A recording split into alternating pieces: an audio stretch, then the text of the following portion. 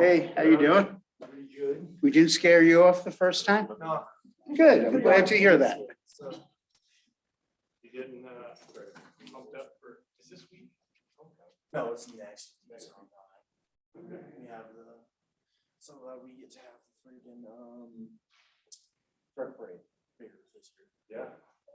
Yeah, last week didn't happen. All right.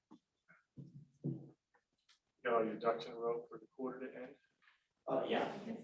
Although it's not quarter periods, don't really matter, it's just a semester, so it's like. As long as it's decent-ish. Yeah. I'm fine, I'm already accepted to colleges, so it's like. All right. Did you decide? I can't remember. I haven't decided yet. Okay. I'm waiting to see if I get to. But I thought that was your first choice. Oh, this is my first choice, but I've been hearing good things about Auburn, so it's like, I want to see, and it's also, this college is a little bit expensive, so. That's it. Okay. Hey, Dan, you got just a quick stuff. We've got a good culture at all. We're good? Yeah. Culture, just good. It's Good programs for you. yeah, they have a flight program now. A what? A flight program. Oh, nice. That's what I'm interested in. So Oh, very nice.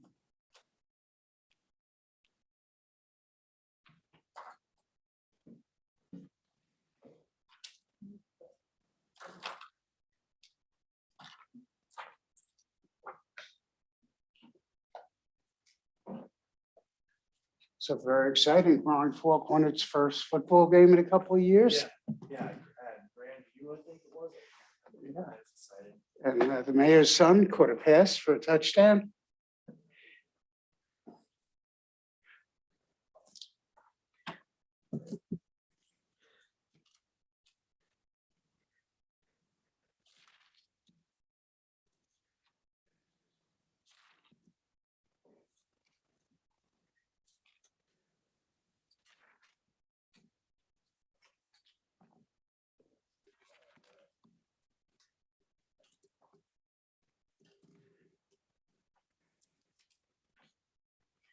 So I was saying Henry caught a pass for a touchdown. That's very exciting. First win. Last week, not so successful, but. It's okay. Gotta start somewhere. Hey, man. We got all the quick fibers in the Quick fibers? Yeah, I guess so. But, yeah, it's gone. You're compared to the- Yeah. I got hungry last night. I know. I ate like half of it before I come. Yeah. I want to. Hey, yeah. Look at that, Marty. Huh? Revenue. Ooh, I had them. thank you. I don't say I take my hat. It's a little bit better. Can you hear us, McKenna? Yes. Okay, perfect. Just hang tight. Okay. This is her class. Oh, I thought for a second Kathy was joining us from. Nope. Well, in November, I'm going to join you from Florida for a meeting. You are. Yeah, I'll be there from the 5th to the 13th. And we have a meeting on the 9th. Yep. So.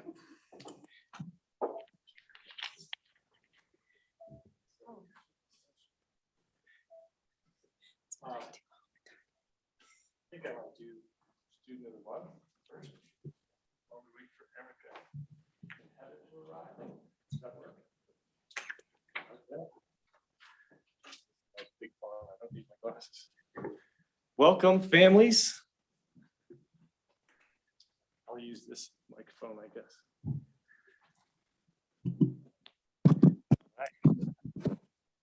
Normally we have a mobile microphone, but we have a new setup. So thank you all for joining us tonight. This is the first Tuesday of the month, so it's when we celebrate Students of the Month. And looks like we have 4 here. We have another joining us via Zoom. So we'll get started. Do we have Haley Granados Diaz here? Hi, Haley, you want to come up? Why don't you come up right here?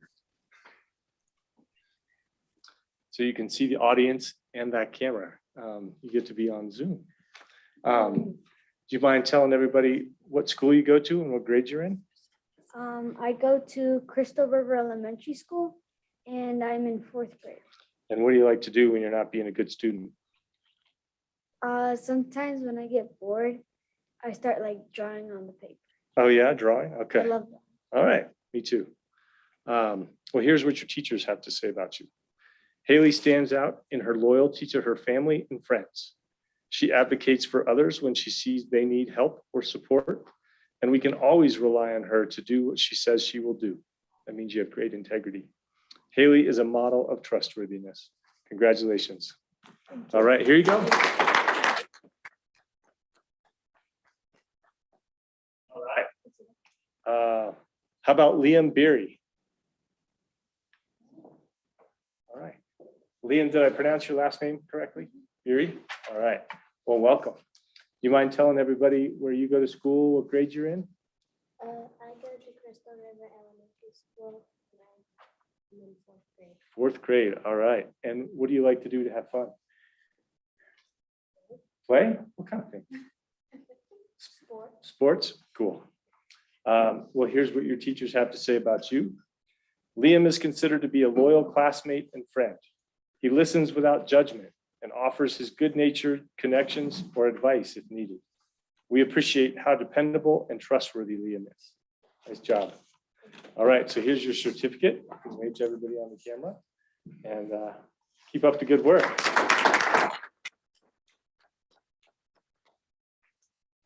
How about Santiago or Santi Faria?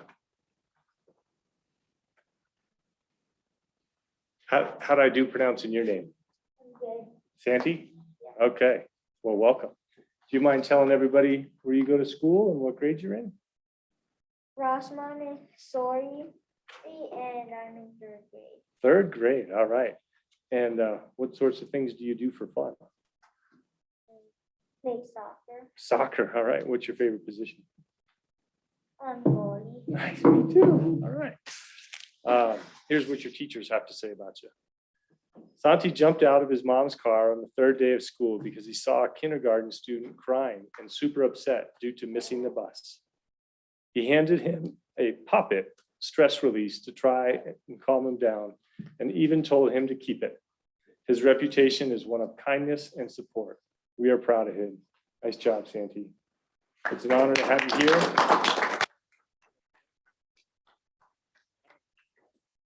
Great. All right. And I think McKenna Morgan is joining us on Zoom.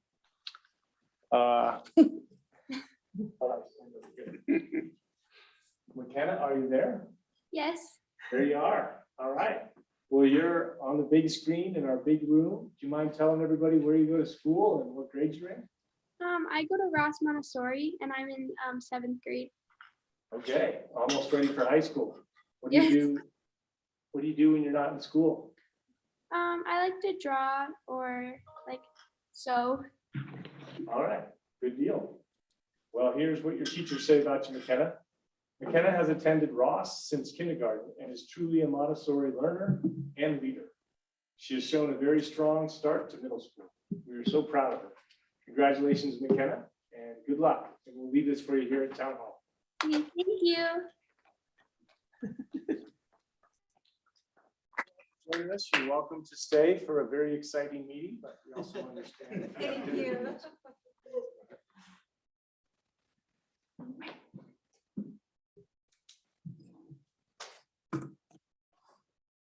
Okay. Welcome, everybody. It being 6:04. Meeting to order. And Kay, will you do roll call? All right. Erica Sparhawk? Here. Ben Bombach? Here. Lanny Kitching? Here. Dan Richardson? Here. Heather Henry? Is not here. Marty Silverstein? Here. Luis Yanes? Here. Right, so 6 are present. All right. Welcome, everybody. And I think everybody knows Kay McDonald, stepping in for Kathy while Kathy's away. Thank you, Kay. All right, moving on to item number 2 is the consent agenda.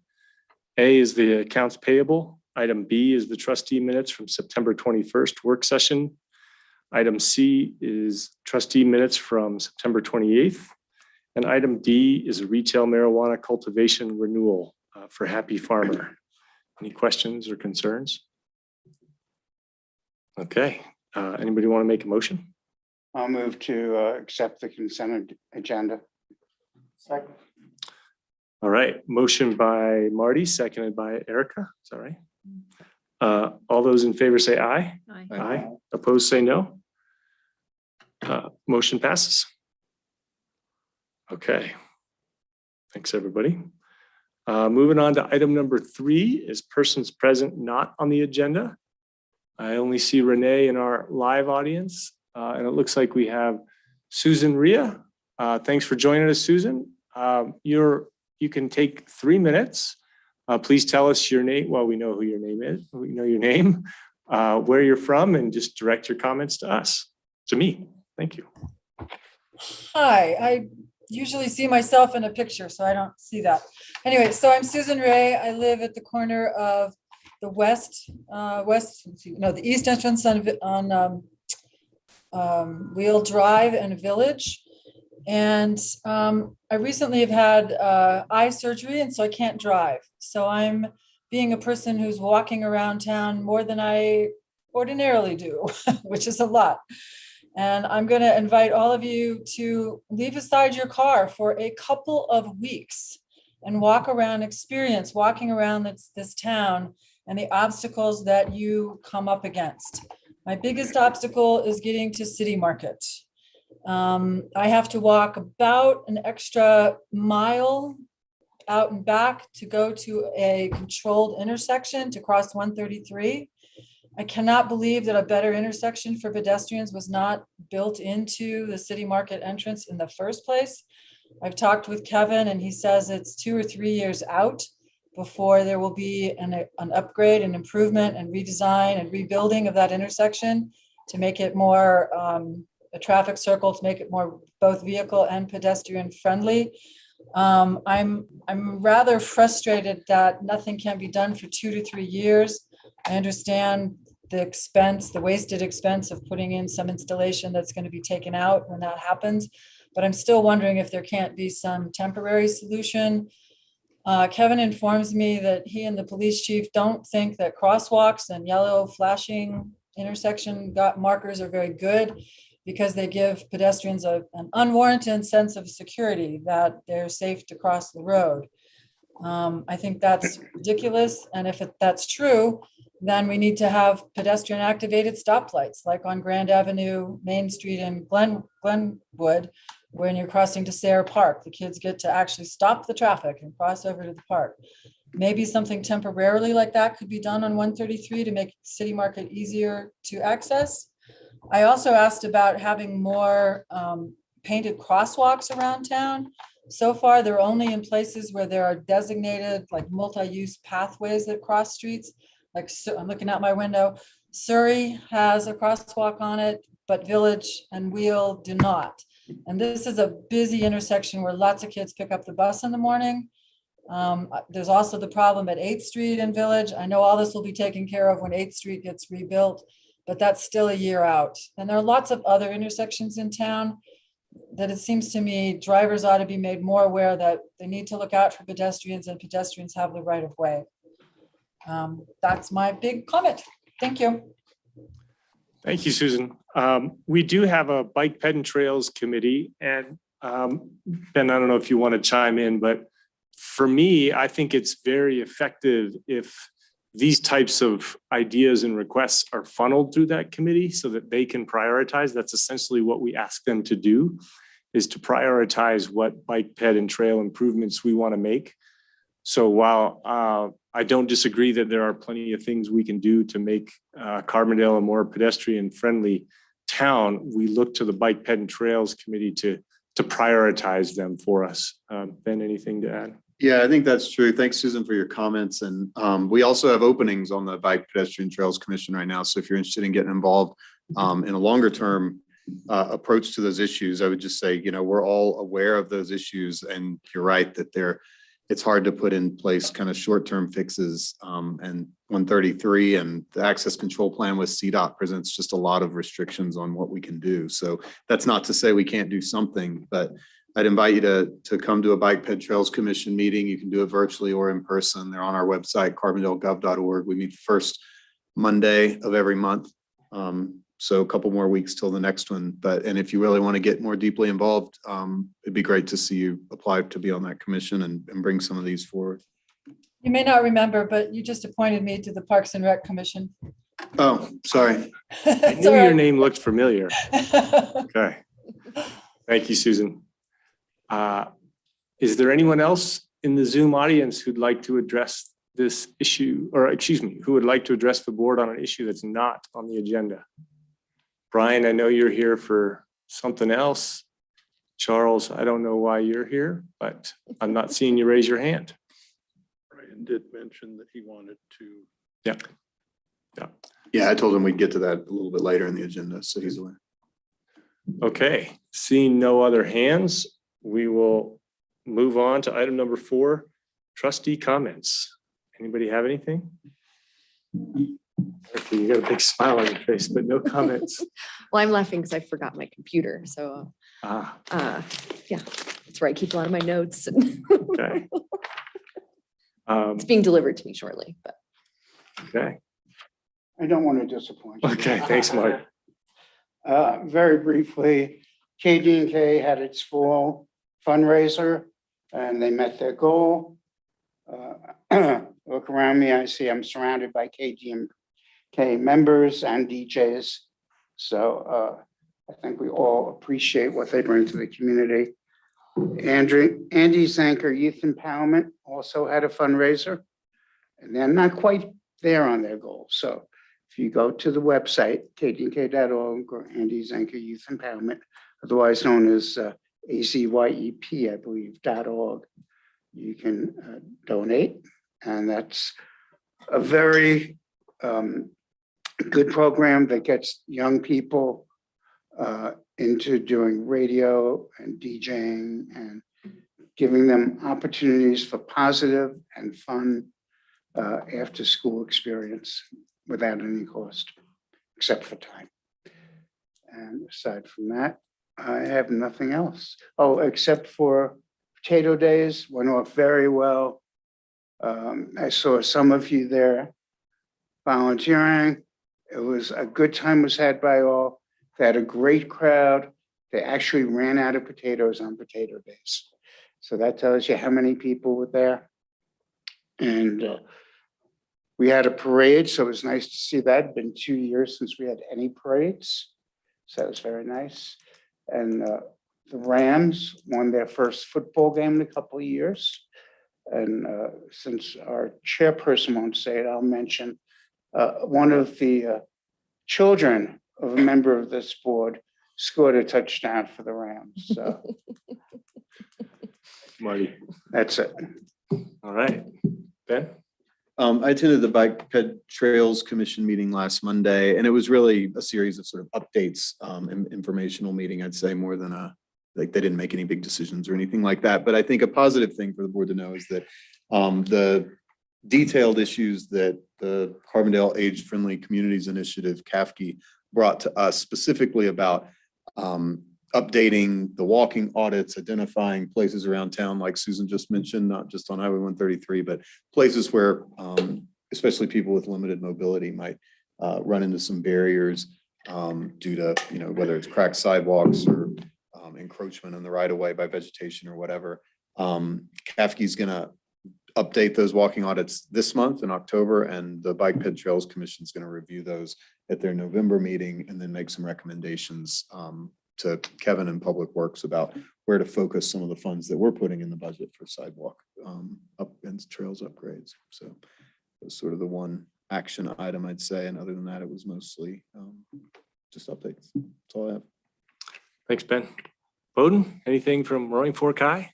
Nothing much other than actually, we're doing a fall festival sort of thing instead of like the Halloween thing we've been doing. Uh-huh. we're doing, I don't know what that pertains to yet, but I don't know. But that's what we're doing, so. All right. And homecoming's next week? Yep. All right. Thank you. I just had two items to mention. We have our RAFTA board meeting on this coming Thursday. And there's I was just trying to pull up the agenda and I couldn't. We're talking about the budget. And one of the things that's interesting that we're talking about is new legislation has changed the way the elected officials transportation commission up in Pickens County collect use tax. Because of the legislation, their use tax collections will go down while RAFTA's sales tax will go up. And they have used that funding. They, the EOTC, Elected Officials Transportation Commission, has used that funding to essentially pay for free service between Aspen and Snowmass. But since that funding is going down, they've come to the board and said, hey, your income is going up, ours is going down. Will you pay for that for us? And at first blush, you think, well, okay, that makes sense. But there are some communities that say, well, I'm sorry that's happening, but you don't necessarily have to benefit from that. And so there's a discussion of how to, well, as we often do in RAFTA, how to make all communities feel supported. And so we're talking about that. Some of the ideas are, in addition to covering that cost, making fares free within communities. That's kind of a moot point for Carbondale because our circulator is already free. But in other communities, it makes sense. And it's bringing up this notion of, do we want to expand discounted fares? I mentioned we already we just discounted youth fares. Ridership still hasn't completely rebounded from COVID, so we want to further encourage people to get on the bus. So anyway, I thought that was a pretty interesting discussion, and as always, it's really complex, but if you have thoughts, let me know. Otherwise, we'll be discussing our budget, continuing our discussion on sort of why things are the way in RAFTA, so we can ensure that we're following our mission and our charge as we pursue additional things. And then we're also evaluating our retirement plan, which is, again, very complex in RAFTA. And we feel like there's a way for us to modify our structure so that our employees can save even more. So that's it. The other thing I wanted to let the public be aware of, we received a memo from Chief Wilson today mentioning his staffing shortages, but I want the public to understand that right now, because we've lost some officers, that we're at about 65% of our full capacity and probably will be to some degree through March, which is a good 6 months away. So we've had to modify some of our priorities, like the Spanish-speaking Citizens Academy. There's been a request for us to analyze speeding around town. And when you're down 35%, we're just not able to do as much as we'd like to. So I would just ask for a little patience and understanding for our police department, as well as I'm sure other departments. I don't know where we stand. So just bringing that to everybody's attention. Any other comments before we move on? Yep, Luis. Just want to give a big thanks to the Parks and Rec staff. The pool closed earlier this month, back on October 3rd, so end of pool season, but a big thanks for everything they did and keeping it open. So that's a good segue just to tomorrow is a Parks and Rec Commission meeting, which I'll be attending. So that's the update I have. Okay. All right. Yeah, definitely kudos to Parks and Rec. Margaret just does an amazing job at that pool. Okay. Mark is not here. I think he's not even on. Yeah. So no, oh, that's right. He wasn't going to have service. So we will skip item number 5 and move on to item number 6, accept public improvements for 1201 Main Street. Kevin. Yeah, so this item is related to the security that is currently being held for 1201 Main Street. For folks that aren't maybe familiar with that project, that's the one between Maine and Colorado, kind of on the northeast quadrant of the roundabout. Unlike some of the more recent projects that we've come before the board requesting security releases on, there wasn't a lot of utility work on this project. The public improvements for this project consist of sidewalk construction, some work in the right of way to create curb and gutter and parking, as well as installation of some dry wells along the south side of Colorado Avenue.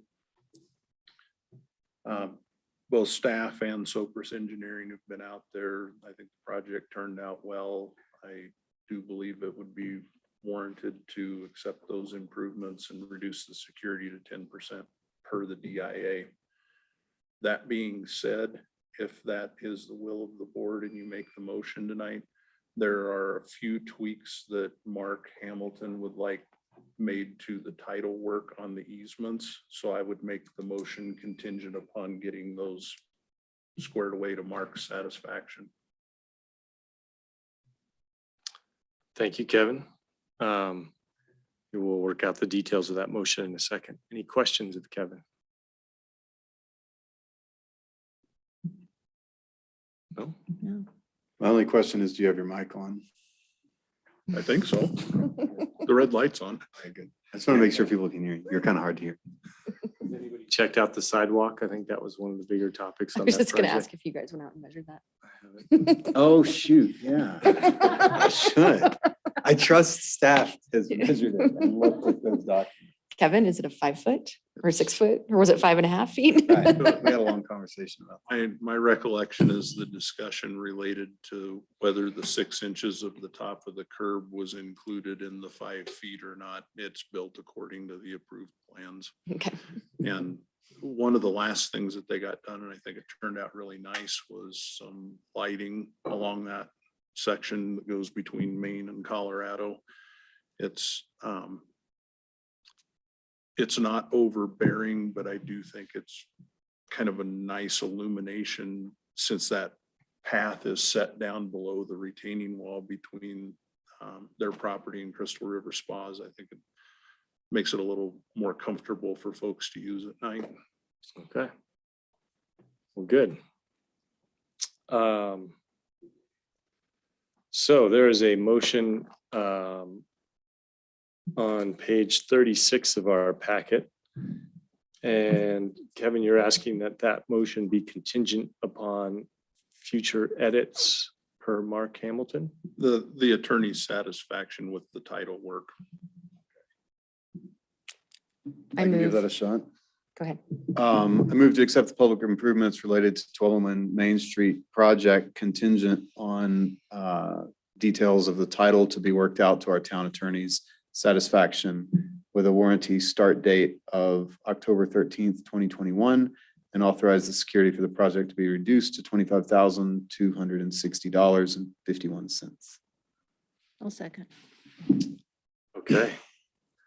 So Bowden, this is when developers do public improvements, we require that they don't give us money, but they have to like have a line of credit or something. So if they don't do the improvements properly, we can take that money. And this is our way of saying, we think they've done a sufficient job making those improvements, so we're gonna give them back their money. And we're talking about the project on the roundabout. So just so you know. All right, we have a motion by Ben and a second by Lonnie. All those in favor say aye. Aye. Aye. Opposed say no. Motion passes. All righty. Renee, are you ready? Moving on to item number 7 is our budget, our proposed 2022 budget.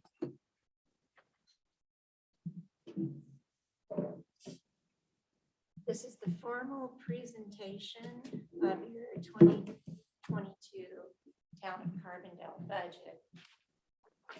This year has been was just gonna say, we gotta make sure the audience, the Yeah. Zoom audience can hear you. Trust me, I speak loud enough.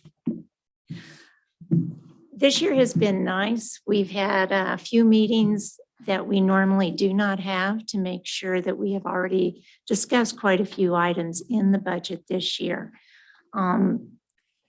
Therefore, this draft budget is well presented this year. It's our baseline budget. The budget represents the commitment to provide high-quality service and meet infrastructure needs for the community in the most efficient manner. It provides efforts to maintain or increase the services the town provides at financially sustainable levels. It continues the management of surplus and debt levels to improve long-term health. It's a policy document. It expresses the mission, priorities, goals, and objectives of the government. It's a financial process. It prioritizes programs, needs, decisions on the future direction of the government. It's a guide to our operations. It's a communication device. It explains to the citizens and the state the goals of the government of the town. It allows us to study the link to activities with our revenue sources. It also provides when making our budget decisions each year. The government should also consider the long-range impacts that it has on decisions this year and how those reach into the future. We determine the ongoing operational costs for the sources providing the funds to cover those costs. Tonight, we accept the proposed budget. We'll continue working on it up through the adoption of it in December. After tonight, it will be noticed in the paper that it is available for public viewing and comments. We will post it on the website. We will have a hard copy in Town Hall. Does anyone have further discussion on the budget? I've provided highlights for you. We've gone over the high points, the 5% revenue for the sales tax, other items that are coming in, the excise tax on retail marijuana, the tobacco tax, the property taxes, and we've gone over the wages, proposed salary adjustments for the beginning of the year. We are looking at an election next year. We've gone over various highlights in there. We've discussed the transfer to the capital reserve for some large projects next year. We've discussed our fund balances. We have a few things that we haven't really discussed, one of which is, are we going to continue with the plastic discussion next year? We need to look at that and determine if we want to. We have some in the trustee budget for continued plastics of about 30,000 in there, and also some in the disposable bag fee fund. Anyone have any comments, Or questions? questions? I bet we have. Yep, Luis? One question with the transfer into the Affordable Housing Fund. Uh-huh. I know we had a discussion around reviewing short-term rentals. And I'm not sure where that was in terms of that was being put towards consultant or what you're going to do in terms of making that. I know that was a priority for next year, so I'm not sure if we're setting money aside to look into that or where we, I know. I don't think we ever talked about earmarking anything, but we certainly can, because I think that was going to be a staff exercise essentially. But it may require additional expertise. I don't know. Well, Rich Render spoke about having a placeholder for 25,000 towards consulting And then with the advent of a staff person who'd half-time be devoted to affordable housing, that they would be expected to review, if I understood the position correctly, the short-term rental situation instead of the consultant. Do I have that right, Ben? That's my memory of it, yeah. And I do want to make sure that like that staff feels like that's feasible. Like I feel like we did a little bit of a shell game there with, I said, let's make sure that we have somebody who's at least half-time devoted to housing. Any question we ask about housing, we want them to run a process, whatever, they're going to be like, yes, I have time for that. And then it became, well, we're hiring a planning tech and that might free up some time in an existing planner's workload. I just want to make sure that we're not disappointed when reality sets in that we didn't really hire an affordable housing person. We hired a planning tech and our planners are really busy, so we can't really do much on housing. Like, how are we feeling about that? And I know it's tough because we don't have a, normal town manager that manages staff and looks out long-term and all that. Like, no, I'm saying in an interim role, you're not probably looking at staffing maybe the way that somebody else would be. So it's a tough thing to try to shuffle around last minute, but I just want to make sure that we're all on the same page with that expectation. I do believe we did have some discussions following that meeting. I think we can meet the expectations of the board next year with what we've proposed. And if that changes or the board wants to go a different direction, I think we can have that discussion, but I do think we'll have staff prepared to take on some of those responsibilities the way the budget's presented.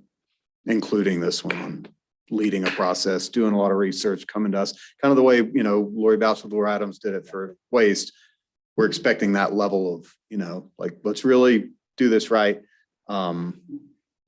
on short-term rentals. And you think we can do that in-house? If specifically on the short-term rental piece, we may come back and say, hey, we might need some additional guidance from somebody who has a little more expertise. But I think the way the budget's set up, the $100,000 transfer, which is 50,000 more than it's been in previous years, is in there. And the best of my recollection, there's only a $31,000 planned expenditure out of that fund. So I think we'll have latitude to do that if necessary. Marty? Yeah, I mean, I don't know if you guys have seen what's happened in some accounting and Silverthorne in the last, within the last month. If they had reviewed this and came up with an approach that works for them. And this is a problem. Have. Yeah, There's a lot of approaches. This is not just us. We're actually late to the ballgame. So yeah, this is still, I think, a priority for a lot of us. And remember, you still have 30,000 for Garfield County housing too in the budget. We have to do that because we don't run our own housing program. So that we can't do anything else with that. It's just a fee we have to pay to maintain, right? Yes. But I don't think staff want to do that, right? Maybe eventually. Manage our affordable housing units.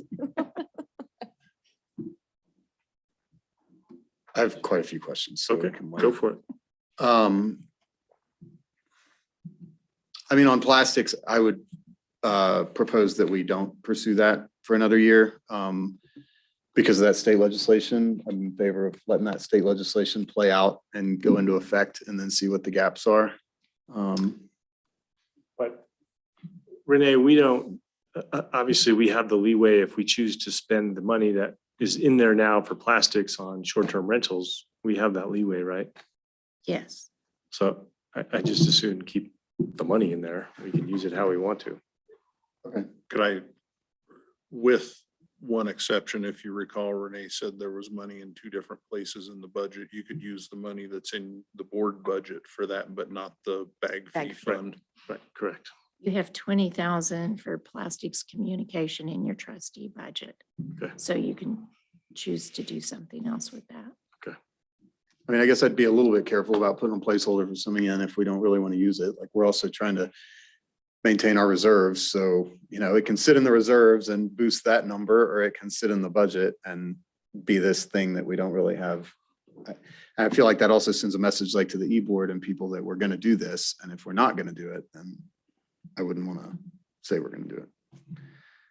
Yeah, I think that's one of the reasons why I want to leave it in there is because I don't believe, correct me if I'm wrong, that we've said, no, we're going to stop work on this, have we?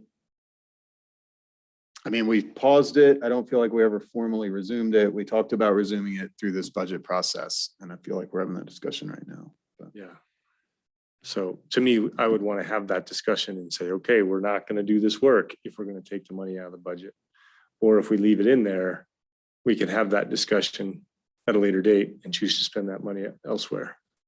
And without Heather here, I don't necessarily feel right taking it out of the budget. Okay. So, And maybe it'll be a different approach to the plastics. It might not be continuing down the path we were on, but maybe it's a different approach or a whole different element of plastics or pollution or something. okay. I agree with your original intent, but that's why I feel differently about how we Okay. move forward. I have a few, if I could just kind of go down.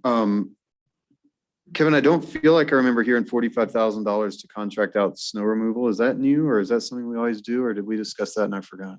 We didn't discuss it because it was going to come up next week Okay, as part of the Public Works review. I see. Okay, well, we can. The hold it then. general gist of that is for years, we had two loaders. One was used for the snow blower. The other was used to buck snow in the snow dump. The older loader got to the end of its life, and that was a discussion we had before Jay left. We decided to get rid of that. That's actually already made its way through the auction process and is gone. So this is a recognition that we may need either to rent a loader to use out there because our smaller backhoes wouldn't necessarily buck snow at a snow dump like the loader would. Or actually just contract somebody that, there's companies with loaders that don't do much during the winter, so they might be willing to come in and do that. That number is based on just a preliminary quote that Casey got from one of the local contractors and averaging it out over a certain number of snowstorms and a certain number of hours working. So that's what that's in there for, is just a recognition that we're down a piece of equipment. And we're going to somehow need to make that up, but it's probably more economical in the long run to do it this way than to get a new loader. How much is a new loader? Probably around $250,000. Okay, thanks. So we'll talk about that next week. That's fine. That was just one of the few kind of new things that I saw in there. With the tobacco tax, the transfer to whatever we're calling the group, the Coalition. thank you. We're saying we're anticipating bringing in 325,000 and granting them 300 of that. Is that right? Approximately, yes. And is that kind of what we've agreed on? That some number sounded bigger than I had remembered. I remembered 250. That's what I remember too. But I don't know. No. I'm saying, Yeah. I don't have a recollection on it.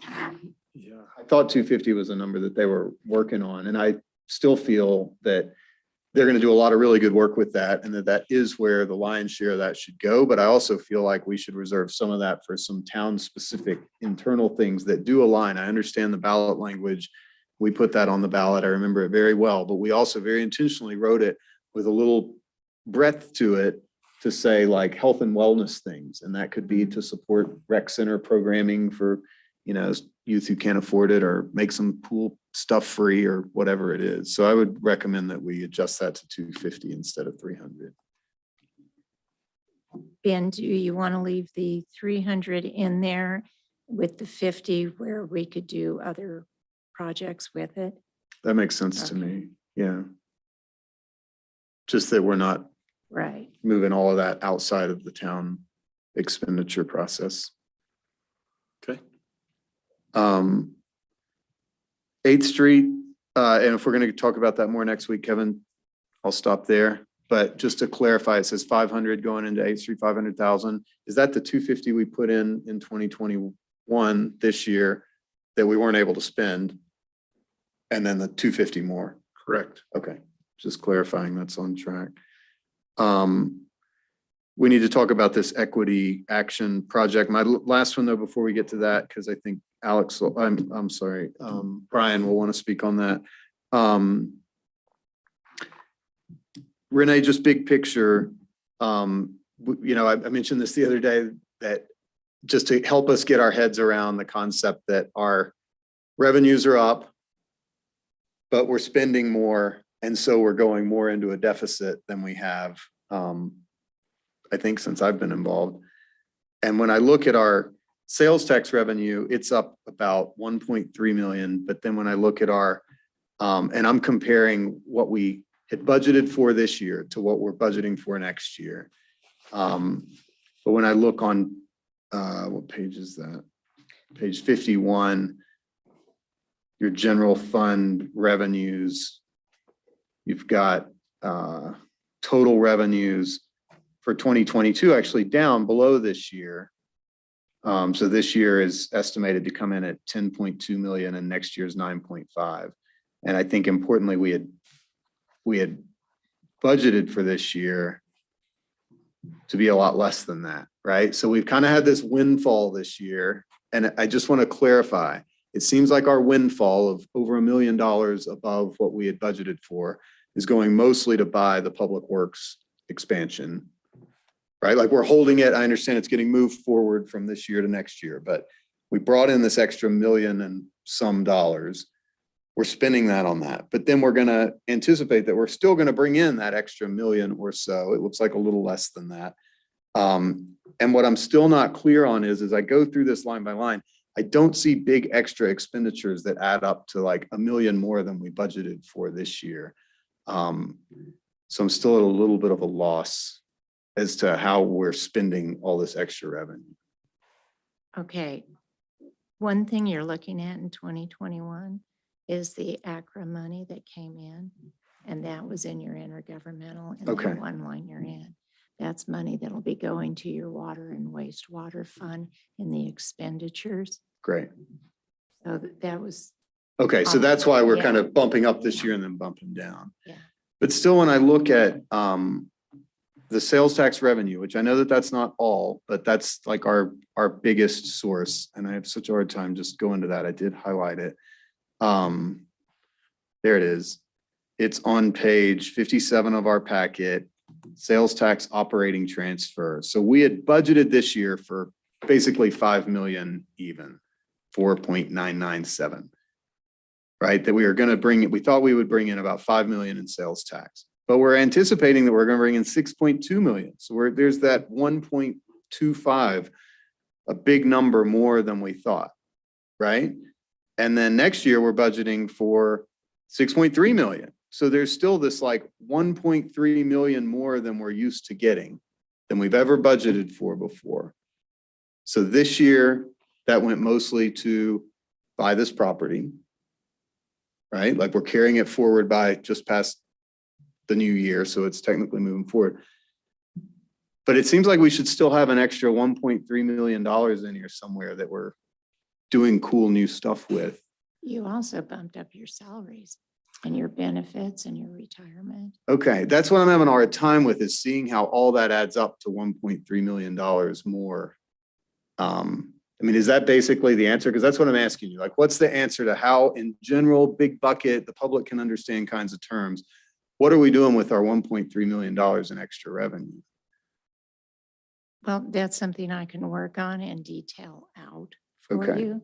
Because like I said, there's various places that money has actually gone besides going into your savings account. You want me to jump in? Go ahead. So just to give you kind of a perspective on that, and I know we're talking a little bit different numbers, but I took a look at the sales and use tax that we got in 2020 versus what we're expecting to get in 2022. And that number, just on the sales and use tax piece of it, is about $952,000.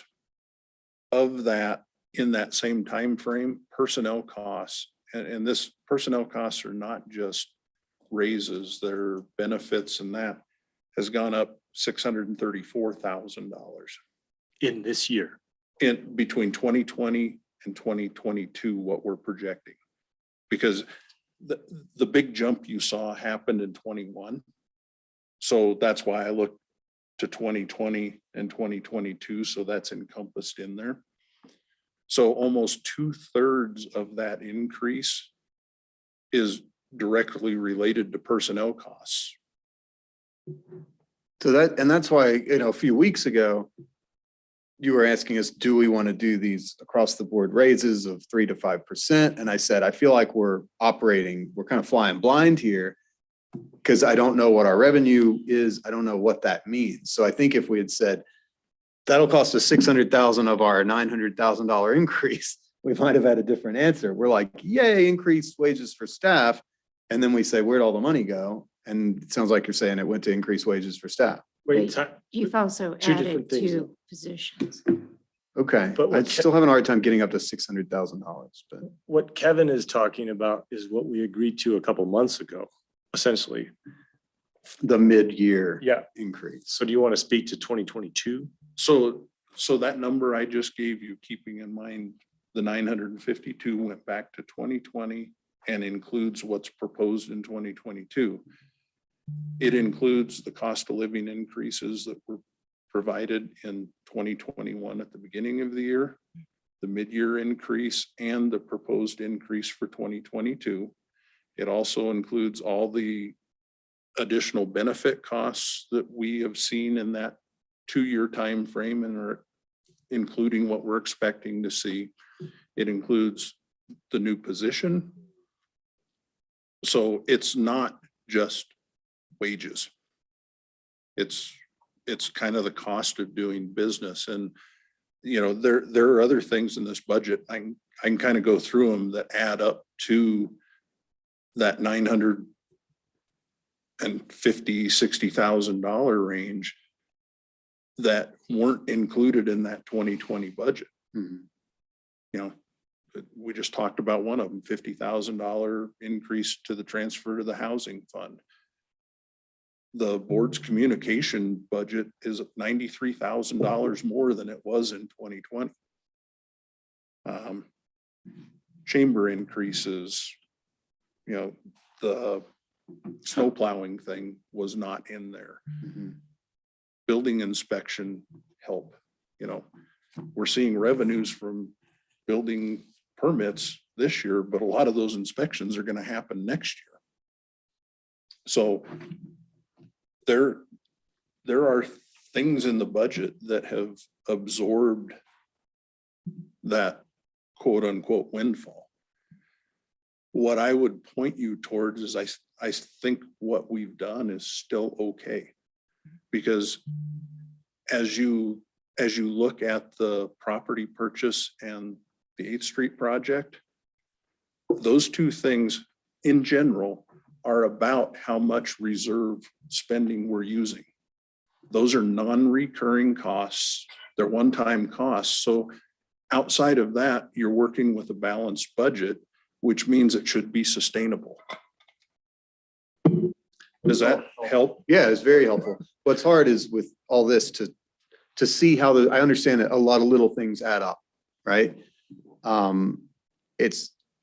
wouldn't have guessed that 600,000 was going to increase personnel costs, even though I understand when you add a position and 7% increase in healthcare costs and all those things, that it can add up. So it would be good to see that kind of pulled out, like, here's our extra revenue, here's kind of what it went to. Because it's really hard to deduce that. And I think for us to be able to answer to the public, people understand that our revenues are up and they're asking, why can't we do more on housing? Why can't we do a circulator? Why can't we do all this stuff? And we can't answer that right now. So that would be really helpful. Looks like Marty has a question. Well, is that on this topic, Marty? Yeah, it is on Okay, this go topic. for it. You know, one of the things when we gave these salary increases, I think it was with the understanding that the whole dynamic of salaries have changed, not just in our town or in our valley, but nationwide. So giving people these increases does not even begin to make them be able to afford to live in Carbondale. And if we lose people, it costs us more, A, to find someone who's willing to work for what a starting salary was before these. B, to retrain them, because you don't get the full benefit of their training for at least several months at a minimum. So, yeah, it's a lot to spend. We have this windfall, but we're also kind of, to me, we're kind of trying to keep things on an even keel as far as our staff goes. And the increase in insurance, well, that's 1 year we had no increase. This year we had a big increase. That's part of the normal cost of doing business. I wish we had that 900,000 to do whatever we want with it, but we chose a path that I think is actually beneficial for our staff and for the community as a whole. When we retain people, it establishes stability, whether it's with our police force, and we see how short our police force is, and this is with the increases we're giving. I mentioned Dan earlier, other departments are coming in and offering some signing bonuses for anyone who's already a certified police. And we have to be competitive, to keep the people here and to get new people. So that's all I have to say to that. I'd also just say that while I'm not happy that our reserves went down, it's a temporary situation. We had an opportunity to get a piece of property. And as previous boards have seen in the past, when they don't jump on them, something that could have been bought 10 years ago, 400,000 is now over $1 million. So taking advantage of it, one with fortunately a good economic shape, I think that speaks well. I think, Ben, and I'm not sure if this is accurate or not, but the way I've looked at it is we're spending, I'll just say, a majority of our sales tax increases or our revenue increases in salary increases, and we're doing that in perpetuity. And we're spending a minority on one-time things like Kevin mentioned that we can change in the future or not. But I do think one of the things that I was going to bring up is I was really happy that Erica showed that one pager, if you will, on summary of a budget. I think this year in particular, as we bring on a new town manager, as well as our budget is changing in 2022 more than it ever has, at least in any of our tenures, that it does make sense to clarify those things. And I was hoping to talk to you and Kevin about that and just, what that document can look like. So what I'm trying to say is I agree that we need to clarify that for the general public because it's just so different than what it's been in the past. Plus, we're going to have to educate a new town manager on where we're spending our money. So. Okay, well, that's helpful. And we should bring up, Dan, if you want to take the lead on that, the equity action project. And I don't think that that's in there right now. Sure, let's do that. Brian, thanks for joining us. Brian from the Manaus Fund is here. I think everybody remembers me talking about the equity action project, but nobody remembers me bringing it up during the budget talks because I forgot to do it. And it's not in the budget. And it's not in the budget. And Brian, chime in, correct me if I'm wrong, but what Manaus has said, and remember, this is a project where they get together 3 different entities and talk about systemic racism, cultural, how organizational cultures are impacted by racism and other aspects. They've done it in the past. It costs, I guess it would be about $67,000 for them to put this on, according to what they say. So that, no, is that right? No, it would be 55,000 in total. 55. Thank you, Brian. And so they ask each organization to pay a third. Well, in our case, we're both the town of Carbondale and the police department. So we would be paying 2/3 and the fire department would pay the other third. What the Manaus Fund has said is we don't want cost to be an impediment. So if those costs are too high, let us know and we'll see if we can work around it. But right now, unless we say something, that project would cost us $33,000 in 2022. Brian, I think what Brian told me was 36,670, but Brian, correct me if I'm wrong. Yeah, Okay. that's right, Ben. and Brian, would you just introduce yourself so we have you on record and clarify anything I said or add anything? Yeah, no, thank you all. I'm happy to be here with you all. Once again, my name is Brian Alvarez Terrazas. I am the project manager of the Equity Action Project at Manaus. And, I just heard about this meeting yesterday, so I'm not completely prepared, but I'm excited to have this conversation with you all on why the Equity Action Project is so important and the potential impact that it can have on the town of Carbondale and police department as well. So, just really quickly, I'd love to talk a little bit just introduce myself a little bit more, describe the Equity Action Projects, the design kind of setup, and talk about why the Equity Action Project is worth the investment, and then touch briefly on how we got to today, if that sounds all right for folks. Just really quickly, I am a proud child of Mexican immigrants and identify as part of the LGBTQ plus community. I was born in Glenwood and have lived in the Valley basically my whole life. I currently live in Carbondale, and I came back from college 2.5 years ago, where my first job was with Aspen Community Foundation. And this job really gave me access to different decision-making spaces that would impact the region and the different communities in the region. And one of the things that I immediately noticed was the fact that I was often the only person of color in the room, if I was even invited. Moreover, when I was invited, I didn't have any decision-making power in those spaces. So this sort of situation and understanding that this isn't isolated by any means, that this sort of situation exists throughout the community and throughout the region, was really what led me to want to become the project manager for the Equity Action Project. So the project itself is a 7-week interactive virtual anti-racism and diversity, equity, and inclusion training. As Dan was saying, the training itself covers the history of racism in the US and in Colorado. It goes into cultural humility, implicit bias, power dynamic analysis, social justice advocacy, and the final week is a checkout, basically a one-on-one between the organizations and the facilitation team to develop a equity action plan or an equity action project that the organization then takes on as they exit the training. The training itself, it consists of 3 hours a week, which is split up into a 2-hour education training and a 1-hour dialogue session. So the education training is really diving into the content, what is cultural humility, what is implicit bias, and in the following day, the 1-hour dialogue session is really an opportunity for folks to really engage with the concepts and the topics and talk about how does this show up in my personal life? How does it show up in my professional life? How does it show up in our organization? We really try to emphasize the actionable outcomes component of this. We know that, especially, having done this for the past few months, I really realized that folks and organizations struggle with that connection of the concept to the action.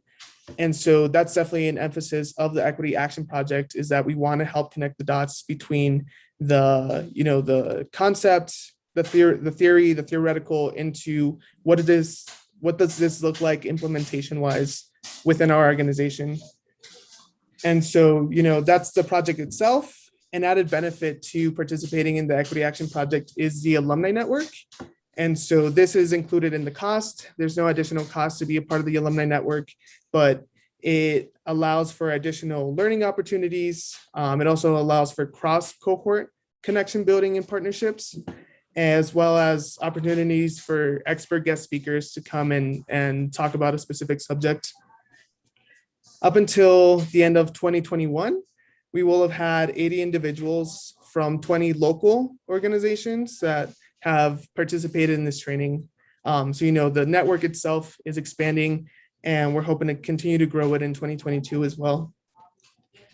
The ultimate goal of the project is to support the development of more equitable organizations that collectively participate in dismantling oppressive systems and where positions of power are more representative of the region's diversity. And so, the cost itself, we briefly touched on, which is 55,000, and that includes facilitation fees, my administrative fees, as well as language justice solutions. And that comes out to about 18,335 per organization, with the town of Carbondale sharing 2/3 of that. And, I just want to touch really briefly on why the Equity Action Project itself is so beneficial and what its real value is. And it's the fact that a year-long work with a DEI facilitator can cost anywhere from $50,000 to $150,000. And while this might be over the course of a year, the real purpose behind the cohort model was to bear some of that brunt of the cost and split that between the participating organizations. I also dived into US Census Bureau data and found that 40% of the town of Carbondale's population identifies as Hispanic or Latino. That really blew me away. The fact that almost half of the entire town identifies as Hispanic or Latino. And so given that fact, our taxpayer dollars are also going to the town. So then the question becomes, what is the town's commitment to reinvesting, supporting and empowering the Hispanic and Latino communities that make up the town itself? Additionally, what is the strategic plan, especially as the region's demographics continue to shift as we continue to move forward? I think that there are other areas for improvement. Specifically, I didn't really know that this session was available for public comment, and that this is an opportunity to know what the town is working on. And I don't think that, my friends, my parents, my uncles, my aunts are aware of this opportunity where they can come and speak on issues that matter to them.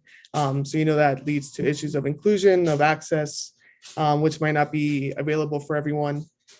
I would also look at the heads of departments of the town of Carbondale and what their racial and ethnic backgrounds are. So I'm not entirely sure what the total racial and ethnic composition of the employees are, but I can pretty assuredly say that those that are at the top making the most amount of money and looking at the board trustees, it's not representative of the community. And so I think that, just to wrap up, that the Equity Action Project itself will really be an opportunity for the town of Carbondale to really be a leader in modeling what a town's role should be when it comes to taking on equity work and including all different community members. It will also be taking a stance and saying that we understand who is a part of our community and that we owe it to reinvest in those that are investing in us. And this town is a home of all of us. So my question to you all will then be, how will you be centering equity and inclusion in every aspect of the town's strategic planning? So I'll stop there. I know that was a lot of information, but I'm happy to talk more about the Equity Action Project if folks have questions and see what your thoughts are. Thanks, Brian. Could you speak to my comment about the Manaus Fund willing to fundraise if necessary? Yes. Yeah, thank you for bringing that up. Yeah, like you said, Mayor Dan, we don't want the cost to be prohibitive for folks. And so Manaus is currently partnering with Point B Strategies out of Denver, who will be assisting us in doing grant searching, also applying to those grants. And so we're actively trying to fundraise and apply for grant opportunities to help offset the cost of this cohort. So, well, the Manaus Fund would love it if we said, okay, we'll foot the bill. If we feel like, well, we're only willing to spend X, the Manaus Fund is willing to entertain that. And how much is to be determined. But so, and this is also something where I handed the baton off to Ben because I'm not going to be here past April. And so it doesn't make sense for me to participate in something that might happen in February or March. So I'm definitely looking for all of you to say whether you support this or not. Ben. So thanks, Brian, for that really thorough explanation, and I fully support the goals and the process itself. I think the number is eye-popping. I think $55,000 for that. You know, we typically, if we're going to engage an outside organization in that kind of contract, we see a cost breakdown. So I'd definitely like to see that before we commit to it. I'd like to see how you arrived at that number. I mean, it's 21 hours of virtual meetings. Plus, I understand there's a lot of other support, but sort of the core product of 21 hours of facilitation comes out to over $2,000 an hour at that rate. And I'm sure there's more to it, but the fact that it's virtual takes me a step back also, that we'll all be kind of on our screens or in a room and somebody from Houston doing it. I feel like for that price, it would be all in person. And I would entertain, I don't know why we're 2/3 of it, honestly, not just the cost, but the participation. Like, I'm not sure why we don't just have one 7-person cohort that's some people from police department and some people from staff and board of trustees, and then 2 other organizations. And then we're looking at 18,000 something that might be able to be brought down. It sounded like Kirk was suggesting pretty strongly that it's going to be a hard thing for the police department to commit 7 people to 21 hours of training over the course of 7 weeks with their low staffing right now. You know, he's saying they can't run the academies, so it might not even be feasible. And Brian, just to clarify that, because Kirk was involved in the conversations and he was supportive of it. But Brian, what has changed is we've lost several officers. So as I said at the beginning of the meeting, we're down 35%. And we'll be down close to that almost through this project. So that's a variable that has changed. So I think I would propose as a step forward that we consider going down to being 1 cohort of up to 7 instead of 2 cohorts of up to 7. I think as small as our staff is on both police and town and us, I just don't think we're going to really be able to fill that. And then I think we should look at paying the 18,000 range, the third of it. And then we should look at ways to bring that down. And I definitely want to see a cost breakdown. I don't understand how it costs so much. Okay, so again, I apologize for not bringing this up early. Didn't mean for this to get into a big conversation, but do folks still feel like we should participate in the process? Let's put the cost aside for a second. Yeah, the process sounds like it's a valuable thing to engage in. It sounds like a good thing. What the cost is like, it's up there in terms of cost. Like, getting a pilot's license is less than that. Like, Put it in perspective. Thanks, Bowden. Okay, other thoughts? I like the idea of if there's a third entity that makes up a different, because we are different than maybe larger organizations that might see the police department as separate, but we're literally looking at their offices. So yeah, I think it would make sense for us to be one of the groups. I like the idea of partnering with the fire district on it. And I'm glad that they're interested because I think it'll benefit their organization as well. I do agree with Brian that while the cost is high, I like that we're looking locally for this kind of training and discussion to be happening instead of it being like a Denver firm that we're bringing in that probably would be a higher cost than this. But to clarify, the facilitator of this is based in Houston and will never step foot here. That bothers me. Oh, okay. I guess I didn't I want catch them that to all part. be local. I want it to be right here in this room, and those side conversations are so valuable. Right. Yeah. It really lessens the value. Yeah. To speak on that piece really quickly, yeah, it's correct that they are based out of Houston. And I think the reason why we had to outsource is the fact that there aren't very many, if any, organizations doing this work here locally, other than what Manaus is doing right now and other folks that are coming in from Denver. The reason why we went with Full Circle is that they have over 50 years of combined experience doing anti-racism and diversity, equity, and inclusion work. At the same time, the alumni network piece is very local.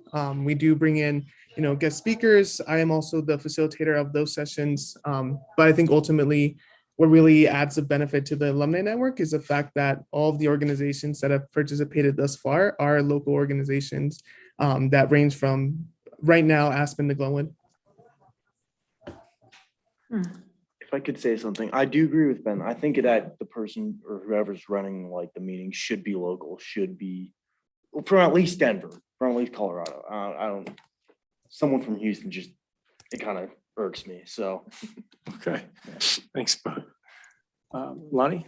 Yeah, maybe we can kind of revisit or visit what kind of diversity training and so forth have been happening here in the Valley among other organizations. And I say that because when I was part of the Executive Services Corps, I actually conducted some diversity training for the Pickens County organization when they were streamlining their public works department.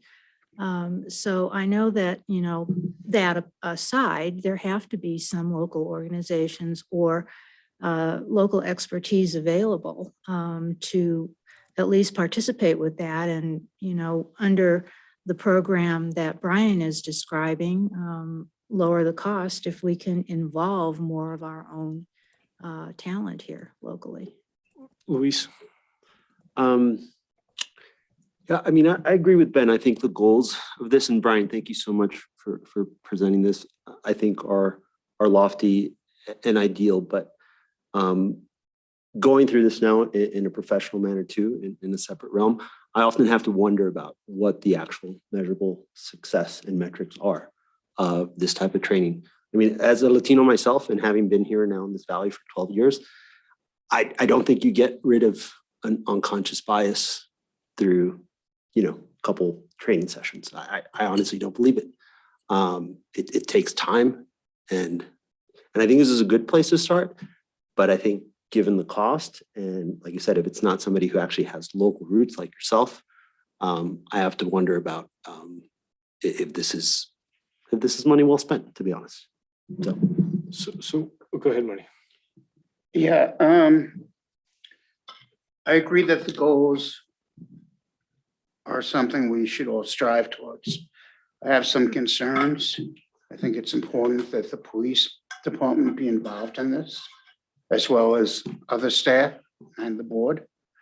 And given their staffing issues, I don't know, you know, how they can afford to spare the officers to go through this at this time. They have to prioritize what they're doing. And obviously, violent crimes, safety situations, domestic violence has to take precedent over some other things. The other thing is,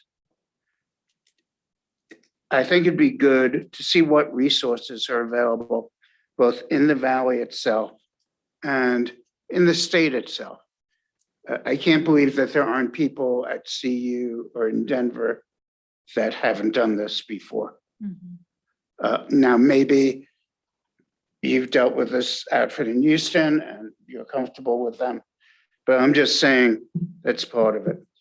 The expenditure, it's a little bit concerning at this point in the budget process to think about it. And I understand Manaus is willing to try to get some, whether it's matching funds or whatever. And I mean, that would have an impact on my vote, but I kind of agree with Ben. I want to see kind of on paper, what is it you're trying to do? How are you going to measure the results? You know, I want to see something more tangible, just for me, make me feel more comfortable spending the money. So why don't we do this? I think Ben's request is fair that the board sees a breakdown of the costs and how those costs are allocated. Brian, what I'm hearing the board say is we'd like for you to consider the town just being 1/3, which would require you to find another entity. And so maybe as soon as you can, if you could get us that information, see if it's viable to have a third entity. The board can think about it. The only thing I will say is while I agree with the notion of things being local, this is a really hard issue. And you just don't go out and hire anybody. And there's a reason why it's still in existence, because we haven't been able to solve it. And I have a lot of faith in the Manaus Fund when they say, this is what we think is the best way to address this issue. So I put a lot of trust in the organization with that. But I also understand the need to make sure that there's value. So it sounds like Brian, if you're willing and able to do that homework, you know, our budget process still has another 2 months. And while we'd like to resolve this as quick as possible, you can get back to us and the board can make a final decision in the coming weeks. Is that fair? Yeah, I think that sounds perfectly fair. And, I definitely think that it does, or it would make sense to have other organizations participate in this training as well, and kind of shift the numbers around. And given that if there are, other organizations or individuals that you think would be interested in engaging in this work with the town of Carbondale and with the Carbondale Fire Department, and that they're interested, then I would definitely appreciate, any sort of connections that you might be able to make. And I'm happy to take on those conversations and see what other participants would be able and willing to join this cohort with y'all. Thanks, Brian. And one last thing. Are there any other local organizations in the valley that have gone through this process? Yes, so we have, up until this point, we've had 16 organizations, which include Family Visitor Program, Lift Up, Manaus participated in it, Mountain Family Health Centers, Aspen Youth Center, the Buddy Program, the Family Resource Center of the Roaring Fork School Districts, Food Bank of the Rockies, Literacy Outreach, Response, Stepping Stones, and we recently completed a environmental cohort, which included ACES, Aspen Valley Land Trust, the Roaring Fork Conservancy, Roaring Fork Outdoor Volunteers, and Wilderness Workshop. And we just started our 4th cohort, which includes the Two Rivers Community School, Valley Settlement, Carbondale Arts, and Youth Entity. And I can send all this information out to you all as well. Thank you, Brian. Thank you, Brian. And again, my apologies for not making sure this was in the budget earlier. Brian, thanks for joining us tonight.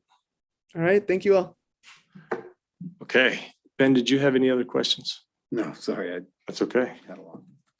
Should we put any sort of placeholder in the budget for this work? 20,000, just to Could use that 20,000 that you have in the trustee budget for plastic communication. I knew it was a good thing that was there. right. I mean, it's not going to change things whether we put it in now or a Okay, week from all right. now. I just, since this was the purpose of this discussion. Already burned 20 more minutes than I expected, so I apologize. Sorry, Drew. No, you're fine. 717. I got a couple of quick questions. Renee, you may have heard me in the beginning talk about this new legislation that's affecting use tax. Is that going to impact us? I haven't heard anything on it yet. Okay. But you know about it at least. And Kevin brought it up to me today. okay. So I just want to, I doubt. Is the gist of it that there's less use tax and more sales tax for things like lumber that's bought one place and that could benefit us with the lumber yard going in, because that was mostly going to be outsourced use tax. Yeah. I just simply wanted to understand Yeah. how it affects the town. That's all. Question. In your summary, Renee, you talk about a quarter of the share for a couple of new vehicles. Is that because that's how we're depreciating it, or are we splitting? We split it up between our enterprise funds and the general. Right. And then I would love it if we could break out our housing fund for community versus town. And I think the way we've done that in the past is, and maybe it's there, I'm just not looking at it right. The revenue we collect from our town facilities, we spend that on improving our town housing. The money we collect from other things we could spend on community housing. You and I can sit down and look at exactly what you're trying to get to on that Okay, fund. okay, We've done that, various methods of proposing the actual expenditures in that. So let's look at that and we can determine exactly what you're trying to get to there okay, on how it Okay. should be shown in the future. okay. I really just want us to spend income that we receive from the housing, from town housing. I want to dedicate that to future town housing. But if we collect something from a real estate transfer assessment or something like that, that can be allocated for community spending. So that's all. Okay. And I cheated and asked most of my questions of Kevin this morning, so that's why I don't have more, but anybody have any other questions? I've got one thing, and on balance, it's just a tiny little detail, but I don't want it to go out of my head. And that is that I'd like to request a modest increase of $550 to our annual Rudai Water and Power Authority membership contribution. This is in accordance with the same increase having been agreed to by the other member jurisdictions and would be applied to the initiatives I described at our last meeting regarding the solar power to enhance the on-site communications and at the reservoir rather than using a satellite phone, stuff like that, so that the reporting can be done in real time. And then also to improve upon the public outreach in general about water use and conservation in particular. So it's $550 a year more, if that's okay.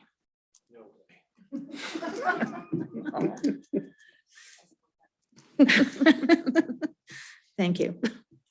Imagine I can tell. No. Yeah, I'm not seeing any objections, so. Okay, thank you. Other questions of Renee, Kevin? Okay, So we will have this available for the public at Town Hall. It'll be posted on the website. Next week, you have a work session with police, recreation, parks, public works, and utilities. And then capital projects at the board meeting after that. So we will continue to work on the budget, continue to make changes as we go through as needed.